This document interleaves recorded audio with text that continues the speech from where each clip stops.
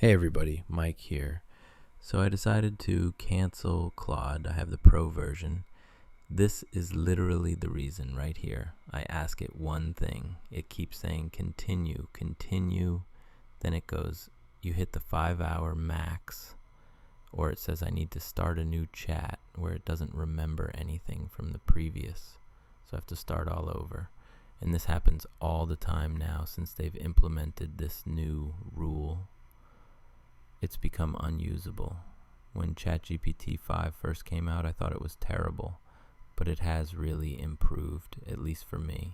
Maybe they worked out the kinks, as many people might have been using it in the beginning, and they made the proper updates because it seems to be doing much better. Not perfect. I still have issues with more complex codes, but overall, ChatGPT is the most reliable for me.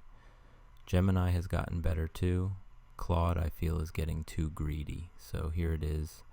I am going to go to billing and cancel plan. Maybe I will reactivate in the future. I encourage you all to do the same so they stop this nonsense.